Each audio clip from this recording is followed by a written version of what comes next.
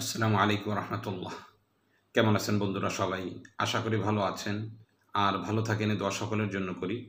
আজকে একটি গুরুত্বপূর্ণ বিষয় নিয়ে আপনাদের সাথে আলোচনা করতে যাচ্ছি। যেই বিষয়টি সকলের জন্যই ফায়দাজনক হবে বলে আমি আল্লাহ তাআলার কাছে আশাবাদী। বিষয়টি আলোচনার পূর্বে একটি সুসংবাদ হলো, 15 জুলাই থেকে শুরু হতে যাচ্ছে আমাদের তদবির শিক্ষা কোর্স।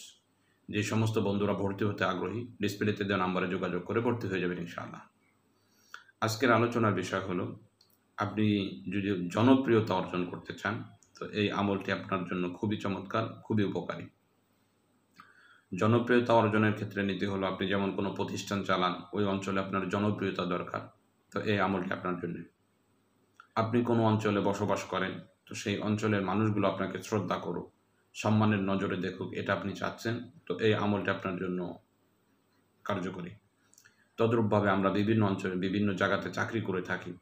তো চাকরি অঙ্গনে সকল সদস্য যারা আছে, যারা চাকরি করতেছে, তারা যাতে আপনাকে সম্মান করে, এই বিষয়টা আপনি চান, তো এই আমলটি আপনার জন্য কার্যকরী।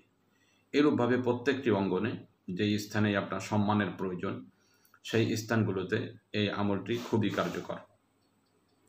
তো এই সম্মান অর্জনের জন্যে, জনপ্রিয়তা পাওয়ার জন্যে এটা কিভাবে করতে হবে, এটা নিয়ে আমরা কথা বলি এখন।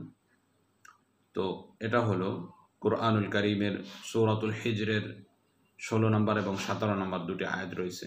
এই যে ডিসপ্লেতে যে আয়াত দুটি দেখতে পাচ্ছেন, ওয়ালাকাদ জাআলনা ফিস সামাই বুরুজা ওয়া যায়্যানাহা লিন-নাযিরিন ওয়া হাফিজনাহা মিন কুল্লি শাইতানির রাজীম। এই দুটি আয়াত ইখলাসের সাথে জাফরান কালি দ্বারা অথবা অন্য যে কোনো কালি দ্বারা লিখে একটা আংটি বানাইতে হবে। আংটির পাথরের নিচে এটা বসায় দিতে হবে। এটা যেন পানিতে ভিজে না যায়, এমনভাবে বানাইতে হবে আংটিটা, যেন কাগজটা পানিতে ভিজে না যায়, সেদিকে লক্ষ্য রেখে বানাইতে হবে। আংটির মধ্যে দেওয়ার পরে এবার আপনি ইখলাসের সাথে আংটিটাকে ব্যবহার করেন।